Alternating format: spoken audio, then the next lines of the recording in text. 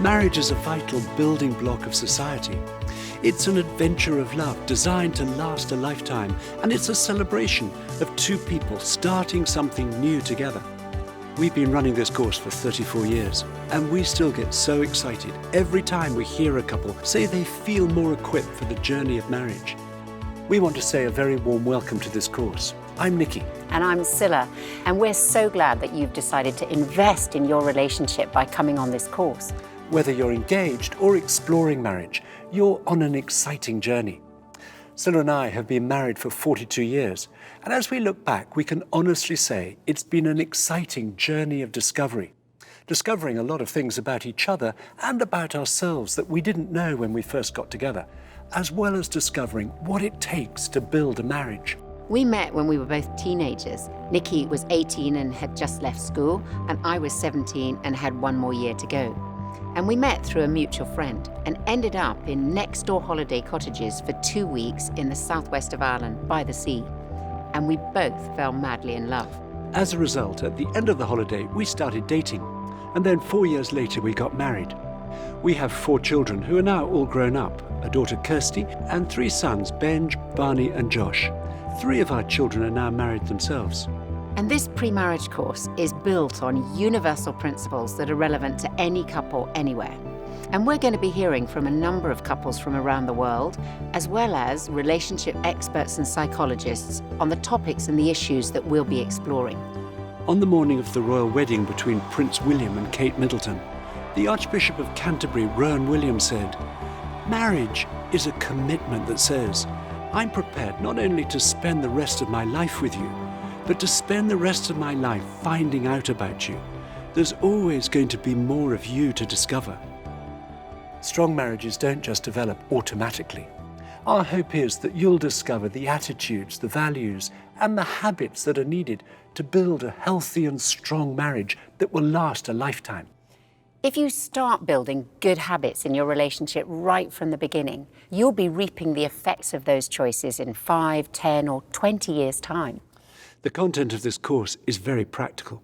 It's filled with the tools that Scilla and I discovered are important to keep nurturing our love for each other. And as well as getting equipped with these tools, we hope that you'll also have fun, finding out things that you didn't previously know about your partner. Occasionally, we'll talk about the difference our own Christian faith makes to us in our marriage, and from time to time we'll quote from the Bible. But we're confident you'll find everything relevant to you and your relationship, whether or not you have a Christian faith, or indeed any religious faith at all. We'll also be telling you stories from our own experience, both the good times and the challenges. Now, sometimes it's only when we get married that we realise some of our deeply held assumptions about life are not universally shared. And that was certainly the case for us. We discovered we had some very different expectations. We want to give you 2 relatively small examples right now from our own marriage of where our different expectations caused quite a bit of tension between us early on. The first one had to do with our car. So when we got married, I expected that Nikki would keep our car filled up with fuel. I'd never owned a car and I thought cars were more his thing. But also, I think it was because in my parents' marriage, it was my dad who always filled their car up with fuel. In fact, he never let the fuel gauge in their car go below halfway. Whereas my father thought it was a complete waste of time to fill up any more than he had to. And I also remember him explaining to me that it's cheaper to run a car on the second half of the tank, because then the car's lighter. So I find I'm quite happy driving around with the warning light indicating we're nearly empty. Anyway, I think it makes the journey more exciting. Whereas I definitely didn't think it made the journey more exciting. And after quite a lot of stress from me and running out of fuel a few times, I realised I could perfectly well fill the car up myself. The second example of where different assumptions have created some tension over the years is around what happens when things in our house break or stop working. My father was very good at mending things, so when something wasn't working at home, my parents never called a plumber or electrician or whoever. My father would fix it himself. My father, on the other hand, had many gifts, but he was totally impractical. He wouldn't even change a plug. He'd rather get the electrician. So my instinct, if something breaks, is to get a professional round to fix it as soon as possible. And that really upsets me, first because of how much it'll cost, but also because it deprives me of the satisfaction of having a go at trying to mend it myself. Which then really frustrates me, as Nikki just may not have time to look at it for several weeks. We didn't realise why these issues caused so much tension between us until we reflected on the different expectations we'd inherited from our upbringing. Now, of course, there are likely to be much more serious differences to deal with, especially if you come from different cultures. And it'll be a great help for your relationship to be aware of the different expectations and to discuss them early on. And we'll give you plenty of opportunities to do that during this course. Being able to talk openly and honestly about our differences is vital if we're to have a strong marriage.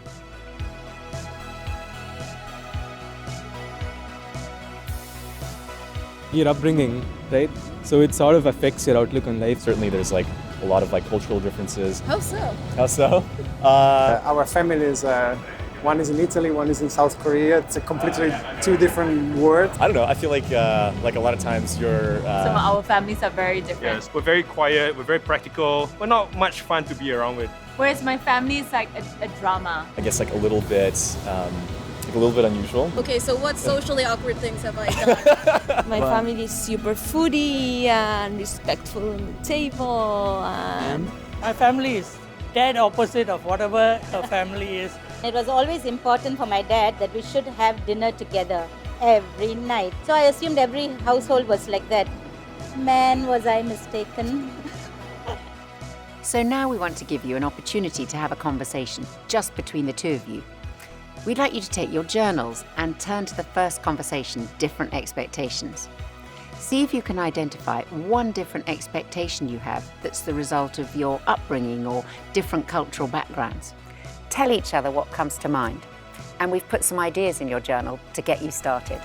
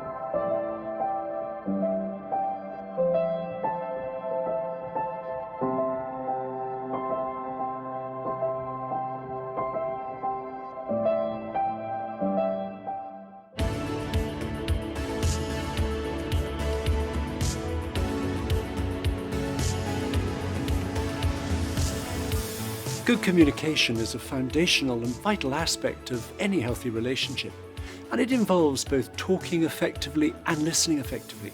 All of us have to learn and go on learning how to be good communicators. And marriage is probably the best training ground, not least because it's the most challenging. One of the most helpful things to recognize at the outset is that we're all different in the way we communicate. And we want to look at two factors in particular that dictate our communication style: our personality and our background. So first of all, our personality.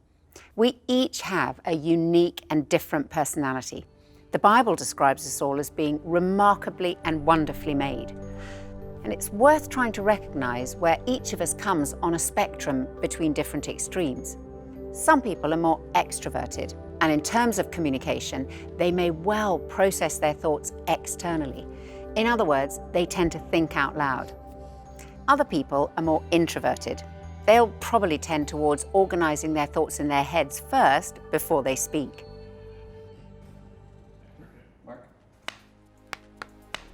Andy's so extroverted, like you just love to chat, you love talking. I'm more introverted, it's kind of like a bit of time to myself.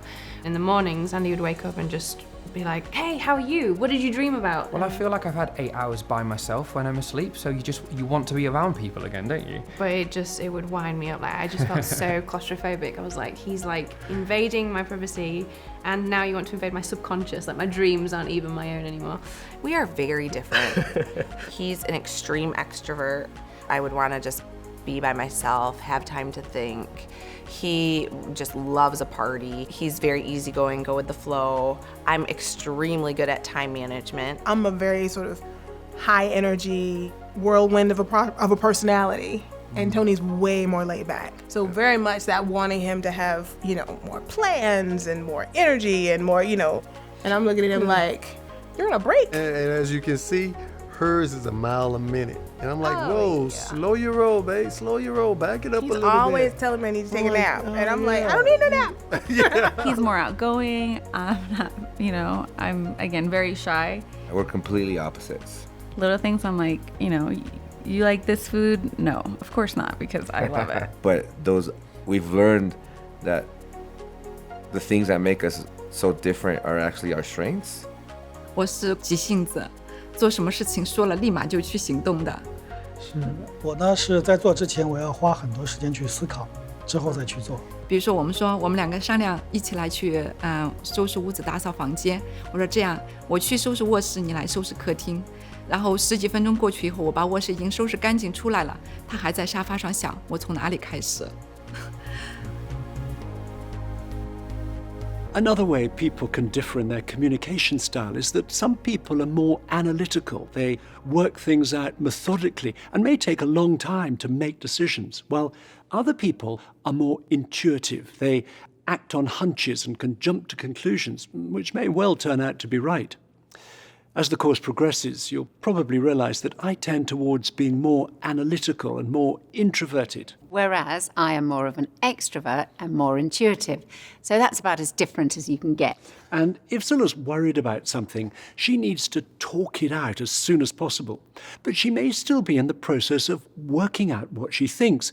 So she often says something to me with great passion and conviction, but she's quite likely to change her mind 5 minutes later and express another view with equal passion and conviction.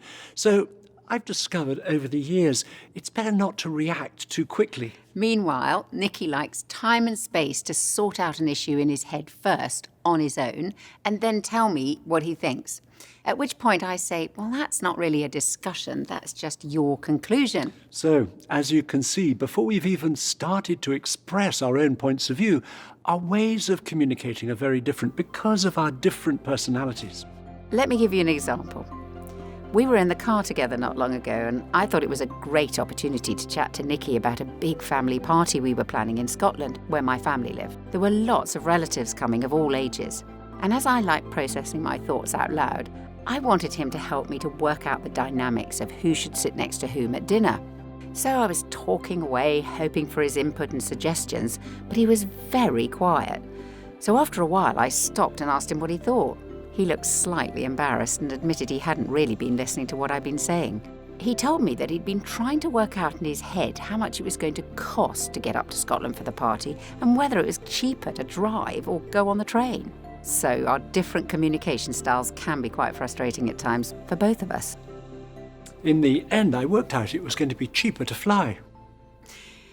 It's time for another conversation. We've told you about ourselves. Nikki likes to think it out, while I like to talk it out. We want you to turn in your journal to the conversation, how we communicate. Now, each of you take a few minutes to tell your partner how you think their personality affects the way they communicate. Do they tend towards being more extroverted or more introverted? More analytical or more intuitive?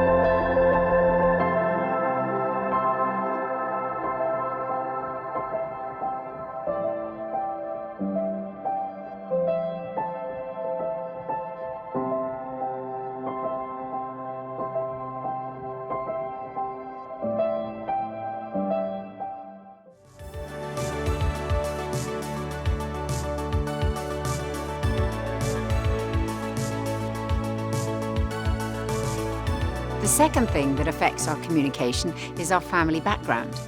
No two families are the same. Some families are quiet, other families are much louder. Some families air disagreements immediately, others delay or avoid talking about conflicting views at all. Some are more volatile, others are calmer.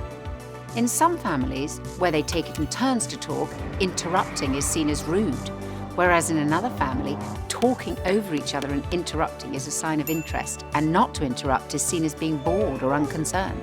Nikki and my families had quite different styles of communication. My family was definitely of the loud variety and could be quite volatile, while Nikki's was rather quieter and calmer. And the most obvious time to see that was at mealtimes. Yeah, I remember vividly the first time I met Scylla's family, and the first meal I had with them was very interesting. My family tended to talk at the top of their voices all at once while eating at 100 miles an hour. I wasn't used to that. I would put my knife and fork down while I talked. And as I was the new boyfriend, her family was asking me loads of questions.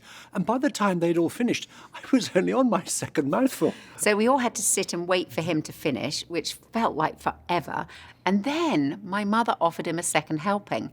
And I think Nicky wanted to make a good impression to show that he liked my mother's cooking. So he accepted. At which point, we were stuck there for at least another 15 minutes with me thinking, oh no, this is a nightmare.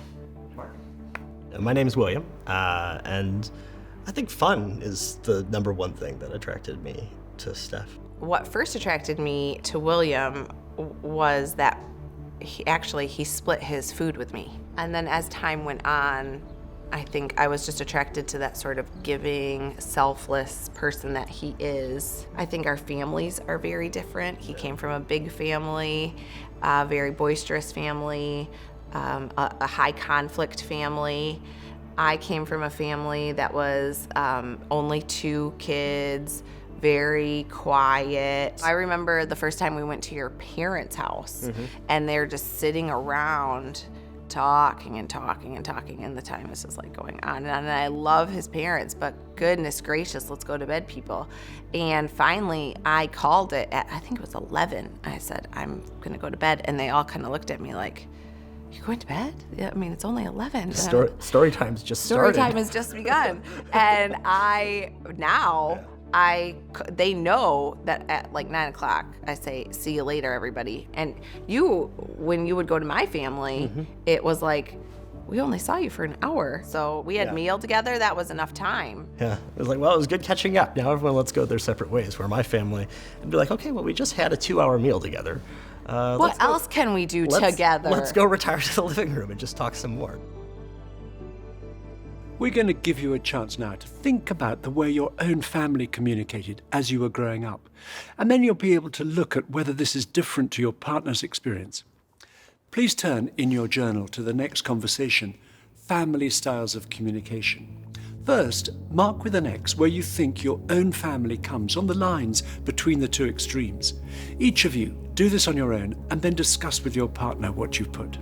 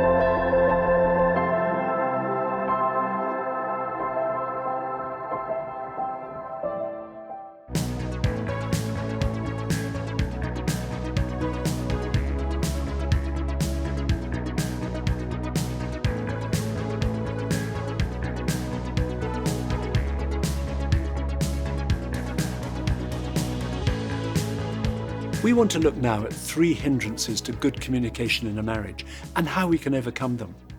The first and most common hindrance is failing to make time. Perhaps the best investment we can make for our relationship is to set aside time regularly for meaningful conversation. Nikki and I discovered pretty early on in our relationship that this sort of time doesn't just happen. Our experience is that we have to plan it into our lives to make sure that we stay connected with each other. That might mean making time in the morning to connect before we go to work, or in the evening to catch up on our day. And it's involved having regular date nights. The best bit of advice we were given when we were first married and life was incredibly busy was to organise a date once a week. And we've kept this up for over 40 years, and it's made a huge difference to our communication. And on session 4, we'll talk more about the benefits of date nights in a marriage. Now, planning quality time like this is important, but so too is guarding this time from things that will distract and interrupt us. One of the greatest hindrances to meaningful conversation today is screens, especially our phones. A couple can be physically together, but fail to connect with each other emotionally. So now, when Scylla and I are having a meal together or having our date night, we put our phones on silent and put them out of sight so that we're not constantly distracted by the interruption of its sounds or notifications. We recognise that making time for meaningful connection is more challenging in certain circumstances. For example, if as a couple you have different working patterns, particularly if one of you has to travel with your work a lot, or if you have small children and it's no longer just the two of you, or perhaps you're going through emotionally challenging circumstances like struggling to start a family or facing an illness or financial or work difficulties. In these situations, communication and connection are all the more important. Take 5, marker. One of the pressures that has happened was when my sister died. She was 26 at the time, and she had a 6-year-old boy, and she died very, very suddenly. We then went through a court process to gain parental rights of my nephew, who is our eldest son. But that was a huge strain. It was a defining moment. Yeah. I think we learned to communicate even more during that period. It just changed life, really. But I think that was probably the biggest trial we've been through, isn't it? But I think, as I say, having the foundation in the early days of communication, I think the payoff is later in life when things like that happen, is that you've already laid the groundwork for being able to talk because the groundwork was laid. Yeah. It's not been easy, but it's a lot easier. Yeah. When we first got married, and at different points in our marriage, we've had very different schedules. So I was working 9 to 5, Kate was working as an actress, and you were working evenings. And so often I would come home and you'd have been by yourself most of the day. All day. And so you needed to talk to people, and I just needed to be like, oh, I just need to be quiet. So there was a time where you'd be getting back from a show at 11 p.m. and I'd be like, I'm going to sleep. And it is that. Naming it, saying it what it is, and then prioritizing times to talk, like setting that time in. I think working out date night as well, being really flexible on it. So it might have just been a lunch where you'd come in and we'd have lunch together at a work time, or there would be flexibility in my work. So we would just setting the bar really low during those crazy seasons, but making sure we were doing something. 有一阵子因为都很忙，忙得来好像连吵架的时间都没有，然后会想到啊，那过一阵子好像把这一阵忙过了，然后我们再坐下来好好谈一谈，好好说一说。但是那个过一阵子好像总是不会到来，他总是会有做不完的工作，孩子总是会需要你，好像就很难得有时间专门坐下来聊。我们就会安排在比如说周末的上午，然后等上课去了以后，然后呢我们专门花不出时间，然后来聊。哪怕吵架好像也 OK 的，只要有时间来连接。对，原来最怕的好像也不吵，但是有点渐行渐远了，就关系有点疏远了，因为没有时间来这样连接在一起。So, the first hindrance to good communication is failing to make time to connect with each other. The second hindrance is failing to talk about our feelings. There's a danger in marriage of communicating only about the day-to-day aspects of life, of talking only at the most superficial level. Did you see that post from your sister? Or the trains are so frustrating? Or what time are your parents coming over? Being open with each other and sharing our innermost thoughts and feelings is essential for building a strong marriage. You can search pain when running, or husband always late home, or wife more in love with the gym than with me. But there's no substitute for talking to each other about what you're each feeling. And some people have to learn this as they have no model from their upbringing. Mark? We met in a primary school in Poland. Michael was a DJ and had a crush on me. We were in the same year, so it was just for the fun, for the school discos. And I would always play a slow song and run to get Marta for the slow dance. We didn't see each other for like 4 years, and then we saw each other on the street, and Michael invited me for a concert. And that's how it started, and after 5 months we decided to move to Scotland together. I never really heard my parents speaking about issues in front of me. I never seen how a married couple actually deals with problems, and I had to learn it kind of at the deep end, you know. That was the hardest bit for me. I haven't had the experience of being in a relationship in a way that I can openly speak about my feelings. I had to learn it, and it was a process, and it took actually quite a while. Mm-hmm. And it's still, at some situations, I am still reminding myself, it's like, Marta is actually your wife, she's your friend, you know? You don't have to hide things from her. It was frustrating. We had lots of arguments about it. That, you know, I can see something is going on, but you don't want to share it with me, and why? And that kind of felt offensive to me, that he didn't feel like he can open up. Yeah, I think it's listening that made the change, rather than trying to start with answers and advice. If you're trying to solve a problem, before I can express my emotions, you know, that kind of cuts it halfway. And I really want to express myself and then deal with the problem. Yeah. In my culture, we often think that reasoning is more important than expressing feelings. In a marital relationship, expressing feelings is so important. We use a very simple phrase. In Chinese, we say, 说出来问明白 means speak out, ask. One speak, another ask. You speak out what you feel, what you think, so that other people would understand you. Without concealing it, hiding it, we let ourselves to be like water flowing smoothly without accumulating a lot of pent-up emotions. When you feel misunderstood, feel ignored, mistreated, you just ask. When we ask, we would let our relationship go in smoothly, like flowing water. Because we do not guess what other people would think about us, would feel about us. I think that's a very good way of communication. We may find it difficult to communicate at the level of our feelings for a number of reasons.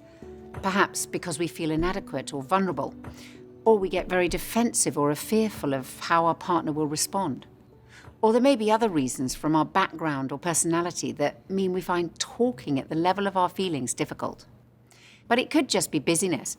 We don't allow the time to do so, or hiding our feelings has become habitual and telling our partner what's going on inside feels foreign and awkward. But we want to encourage you to dare to trust your partner and to start disclosing your feelings to him or her by saying, I feel excited about whatever it is, or I feel sad, or I couldn't sleep last night because I was worrying about this or that. This is vital for meaningful communication as a couple. And if you know that your partner struggles to express their feelings, it's really important for you to listen without judging or criticizing them, because it may well have taken real courage for them to disclose deep and personal things. We'd like you to turn to the next conversation in your journal called Effective Talking. Tell your partner how you tend to communicate when you're feeling anxious or cross or under pressure. Are you imitating what you saw as you were growing up? Then ask your partner how difficult or easy it is for them to talk about their inner thoughts, their attitudes and their emotions. And find out if they were encouraged to talk about their feelings during their upbringing.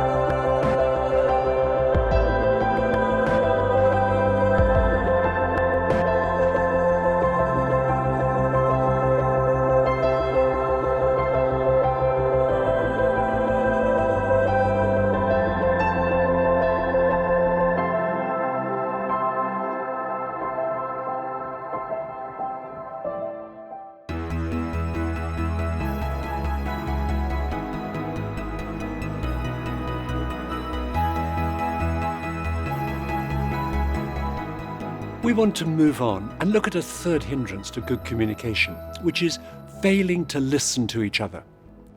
Listening is of huge importance for building a foundation of understanding and intimacy in marriage. We had no idea about the power of listening at the beginning of our marriage. Relationship counsellor Gerard Hughes said, "The gift of being a good listener, a gift which requires constant practice, is perhaps the most healing gift anyone can possess. It doesn't judge or advise the other, but communicates support at a level deeper than words." When someone listens to us, we're likely to feel understood, valued, supported, and loved. It makes us feel good when we know we've been listened to. Whereas when we're not listened to, we can be left feeling frustrated, ignored, taken for granted, misunderstood, and unloved. Not being listened to is highly damaging to a relationship. But equally, I know from personal experience, being a good listener is difficult, and that's probably because it's costly. It demands our time and our patience, and it may well mean we have to overcome some bad habits that we've got into. And most of us have some bad listening habits to overcome, such as going off on a tangent with a story of our own when our partner is in the middle of their story, or rushing in to give advice when what our partner really needs is our empathy, or reassuring, which is when we're constantly downplaying any negative feelings that are being expressed, whether that's sadness or anger or disappointment, in order to try to keep everything calm and cheerful. Or, the most common of all, interrupting our partner when they're in full flow. And speaking as someone who is not a naturally good listener, I find myself all too often falling into at least 3 of these bad habits. Mark? I would interject with sometimes my own experience or my own something in the middle of what she was saying. Because for me, I'm like, it feels like, oh, I totally understand that, blah, blah, blah. Here's my story. But for her, she's like, you just derailed the conversation and made it about yourself. And then sometimes she'll like make assumptions as to what I'm going to say or thinking. So I'll like say, yeah, and then she'll jump in and finish my sentence. And I'm like, no. He definitely brought it up, and it's because I would interject or just assume what he was saying. And then so he told me, and just was honest. So I've just tried to listen through the whole of what he's trying to say, to really get the meaning behind it. I'm an engineer by profession, and my job, we're always thinking about solving problems, and I think that I'm pretty good at it. And I think all of the things that I hear have rational solutions that, if implemented, that they will go perfectly. And I have answers for everything. I would say that in my case is interjecting. It's just having my agenda, putting it down, and not interjecting, like letting him finish. Quite surprising at the things that you learn from the other person when you really listen and be quiet. We're both really bad at listening. We're trying to get better, but we're dreadful. You tend to think that you know what I'm saying, so you join in and you affirm what I'm saying, but I feel like you're interrupting me, and then I lose my train of thought. Yeah, I like to, agree and like nod and like go, oh yeah, I get that. I felt that the other day. But Dan needs me to just listen. What I find frustrating is Dan says I interrupt, but I feel you interrupt. So we're basically saying the same thing to each other. I think we both have the same weakness and both find it difficult to see what we're doing wrong. Look at you nodding, smiling as though that's not true. This isn't one-sided. We need to get better, I think. We're still working this one out. Yeah.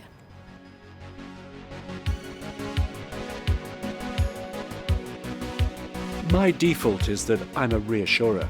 My tendency is to minimize anything negative that someone else is expressing, as I think it'll keep everything happy and positive. But I've gradually realized it doesn't help if I don't let Scylla or anyone else in the family voice what they're feeling. Most of us have to learn to listen to each other. Some research into typical patterns of conversation revealed that the average individual only listens for 17 seconds before interrupting with their own agenda.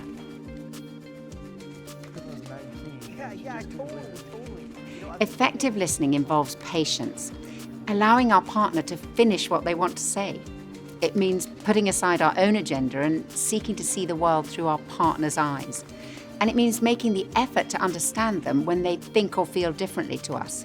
We don't learn to listen overnight. It takes lots of practice. But even the worst listeners amongst us can change. I'm Tony Troxler. I'm Susie Troxler, obviously. And we've been married for about, 12 years now. I'm learning that listening to something, you have to hear the whole thing. You have to get the whole train of thought before you can just answer, not judge, but answer if an answer is required. I'm Jit, and this is my wife Karen. And we met in Singapore at the right time, at the right place, and we decided that this was something that we want to do together for the rest of our lives. I do tend to interrupt sometimes. We grow in a family that takes interest on everyone, on everything, and so sometimes often we do interrupt, and that's just our way of being interested in the subject matter. I realized that there are times that I just have to keep quiet and not interrupt and just listen. We would argue about stuff, and I'd feel like he wasn't listening and stuff, all that in the olden days. The way I know if he understands what I'm talking about is usually by whatever reply he gives me. Even when it just happened not too long ago, even when I was talking to him and he was getting ready for work. Not a good time to talk to him, by the way. Because his mind, it's 6 in the, it's 5 o'clock in the morning, he's trying to get out. And I knew I was talking to him at a bad time. So I wasn't offended by it. But what I thought was so sweet is about 2 minutes into it, he stops and he goes, "I'm sorry, I wasn't really paying attention to what you were saying." And I thought to myself, wow, we come a long way. It's funny how when instead of giving me an answer, you ask me questions, that it's so life-giving when he asks questions rather than give answers. It gets better with practice. It helps me when she gives me cues. So she'll say something like, "Han, I really need you to sit down because I have something to tell you." And then it's like, okay, this is serious. So I'll be very quiet and I can listen. So that's something that we've learned over our years of marriage. In a moment, we're going to get you to practice listening to each other. But first, Scylla and I are going to have a live conversation in front of you to try to demonstrate what effective listening looks like and sounds like. I'm going to tell Scylla something that's been bothering me, and we're going to use a technique called reflective listening. Now, this technique may well appear very contrived, but it will show me that Scylla's listening and that she's seeking to understand me and empathise with me. And I've got no idea what Nikki's going to talk to me about. This is not rehearsed. I'm going to listen and then try to reflect back what he said. That is, to say back to him the heart of what he's told me, and particularly any feelings that he's expressed. Now, if I haven't understood properly, he'll tell me again. Then I'm going to ask him, what's concerning you most about what you've just told me? Then I'll listen and reflect back to him again. Then I'm going to ask him, is there anything that you want to do or anything you'd like me or us to do about what you've just said? Then I'll listen and reflect back again. And finally, I'm going to ask him, is there anything else that you'd like to say? And I'll reflect back whatever Nikki says. So for this conversation, I'm the one trying to model effective listening, and Nikki's the person with the issue.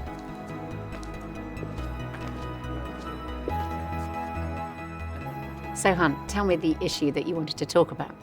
I wanted to really go back to what we were talking about earlier, which is our very different communication styles. And let me say straight away, I love the way that you're never short of conversation. I love the way you're so intuitive, so empathetic, the way that you sort of jump into conversations, whether it's with me or with other people. But there are times when I find it difficult, and it's when we're having a conversation with somebody else or one or two or more other people, and when they're talking, you get the gist of what they want to say. You actually get there much more quickly than I do. And I think that is because you're so intuitive. But then you take over. You say what you think they're going to say. And I think you do it because you want to show them that you understand them. You want to show them that you're with them in this. It's part of your empathy. But I find it really, really frustrating, at times really irritating actually, because I want to hear what they think or their story in their own words. I want the details. I don't just want the sort of general sense. And I think sometimes people, they sort of agree with you when you've taken over what they're saying.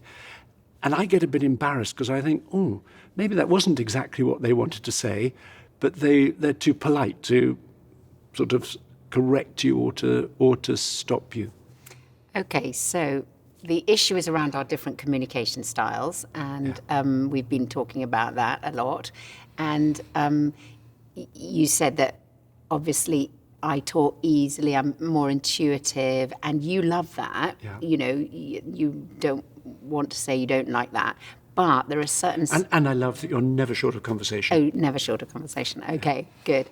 And but there is particular situations where we're with other people, either one other person or other people, where actually you find it really difficult because I come in, and you think I do this because I'm kind of trying to empathize with them or to kind of help them get the fact that I'm with them and understanding them. But you find that frustrating, irritating, and embarrassing because actually what you want is to hear what they've got to say. If they're telling a story, you want to hear it in their words. But because I've taken over, sometimes the people feel, well, they can't say it anymore because I've kind of summarized it. Exactly. Is that right? Exactly. Yeah. Okay, so what's concerning you most about that whole issue? Yep. I think at the heart of it is my wanting to hear people say things in their own words, whether it's an idea or particularly their story. If we're talking to a couple, I want to hear a story about their relationship or about their marriage in their own words. I want to let them finish, even if that takes quite a long time. And I think as well as I'm a bit slower at processing the information than you are. So it just takes me, I want that time while they're talking, I'm thinking it through and so on before I'm ready to respond. So the heart of it for you is you want to hear what the other people are saying. So if we're talking to a couple, they're telling us about their marriage or something like that, or they're telling a story, you really want to hear it in their words, their way of telling us, rather than me kind of helping them, interpreting it. Yeah. And it's kind of because partly the way we process is different. Yes. And so it takes you longer processing, and you want to hear from them and then process it, and then not have me talking all the time. Yeah, exactly. Okay. Yeah. So is there something that you'd like to do about this, or perhaps I need to do, or we can do together? Well, I think certainly if you could help by letting the other person or people or me finish what we want to say, that would help. But I think as well, if we could work out together a sort of signal I could use when, oh, hold on a minute, my darling, because I don't want to say that because I think that would be sort of embarrassing with other people. But if there was a signal that I could give to you, or just hang on a bit, just let them finish their story or their idea or whatever it is, and work out some way that we both understand. Okay, so it's obviously it's me being more aware of it and realizing that when we're in a situation like that, just knowing that that's what you're thinking, but having a way in which you could indicate that's not obvious to everybody, but which we can understand. So if I'm kind of just doing it and not realizing, you can help me to know and remind me. Exactly. And let me finish my sentences. And let you finish your sentences. Exactly. Yeah. Is there anything else that you want to say? No, that is it. Thank you so much for listening, my darling. Well done. That's very helpful indeed. Having a conversation like that is always helpful. And don't worry, I'll give Scylla a chance to put her side of the issue when we get home. Now, of course, it's harder to listen when our partner is telling us something about our own behaviour, as we have to do at times in marriage. I can so easily go on the defensive and desperately want to justify myself. And this technique of reflective listening helps me to see the issue from Nikki's point of view. Now it's your turn, and you'll see the instructions in your journal for the conversation called effective listening. And this is an opportunity to take time to listen to each other. So one of you tell your partner something that's important to you or bothering you. And if you're engaged, it may be arrangements for your wedding or something else that you're worried about. And this is a good opportunity to practice expressing your feelings if you're not used to doing so. The other one should listen, and you may need to contain yourself. Then reflect back what your partner says. Resist the urge to come in with your own agenda. Ask the questions in your journal to draw your partner out. Then swap over so you both have an opportunity to talk and to listen.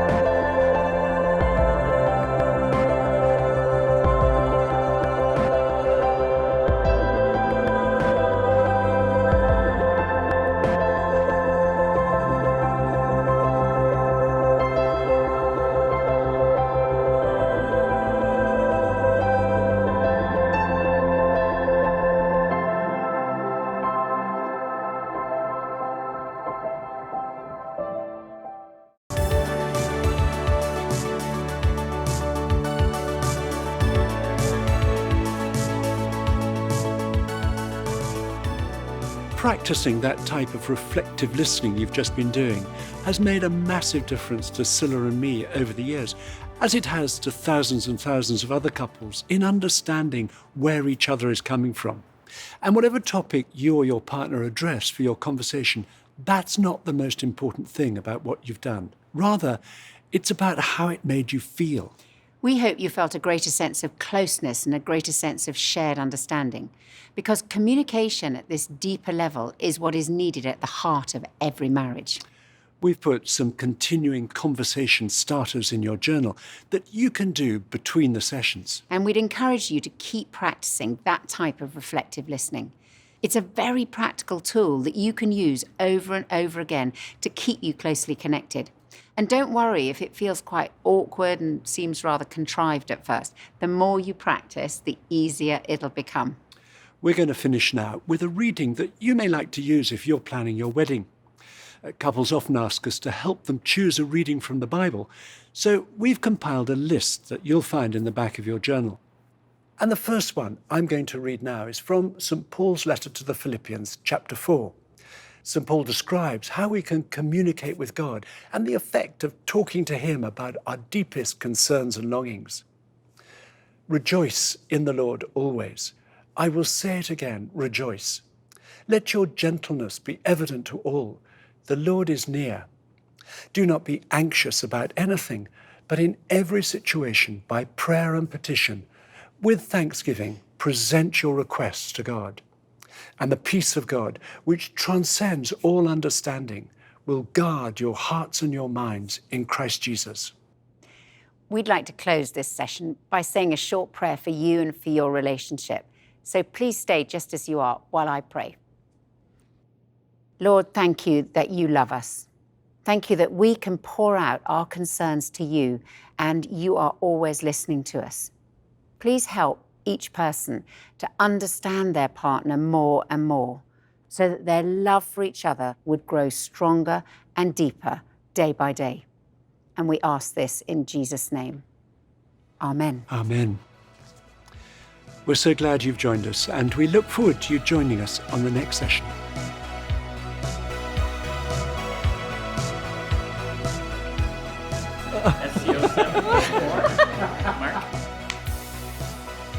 Oh, we're rolling. Okay. Face mask after this. So we've done the pre-marriage course. I said, done the why can't I say it? Pre-marriage. The pre-marriage course. No, the pre-marriage. We've done the pre-marriage course. No. Pre-marriage. I'll stop there and you can cut it, can't you? I feel like we haven't started yet. I need to scratch my nose. Sorry. We have a gag reel. No. No.